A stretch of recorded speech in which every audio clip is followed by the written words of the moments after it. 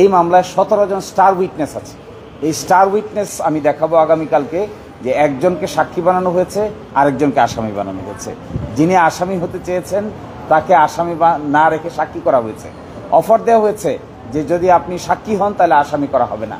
এইভাবে 17 জন ঊর্ধ্বতন পুলিশ কর্মকর্তাকে মামলার সাক্ষী বানানো হয়েছে।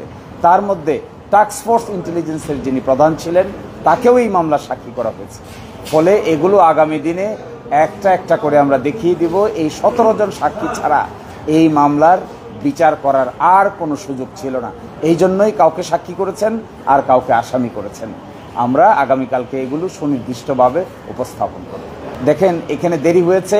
প্রথম তো মামলা শেষ হয়ে গিয়েছিল 2009 সালে, 61 জন সাক্ষীর জবানবন্দি শেষ। তারপরে প্রসিকিউশনের পক্ষ থেকে একটা দরখাস্ত দেয়া হলো 2009 সালের মার্চ মাসে। দরখাস্ত দিয়ে তারা বললেন ফার্দার ইনভেস্টিগেট করতে চান। এই ফার্দার ইনভেস্টিগেশনে গিয়ে লাগলো আরও 3 বছর। ফার্দার ইনভেস্টিগেশনের রিপোর্ট আসলো 11 সালের শেষের দিকে। তারপরে আবার নতুন করে কগনিজেন্সে নিল, তারপরে আবার শুরু হলো। আগামীকালকে আমি পড়ে শোনাবো একটা জিনিস।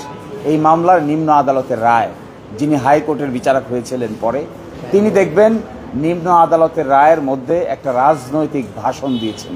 এই রাজনৈতিক ভাষণটাও আমরা আগামীকাল অথবা পরশুদিন আদালতের সামনে তুলে ধরব, যে কেন 21শে আগস্টের মামলার রাজনীতিক কি ইম্প্যাক্ট আছে এই কথা বলে তিনি কনক্লুশনে পৌঁছেছেন। আমার মনে হয় এগুলো সবই পাবলিকলি আসা উচিত।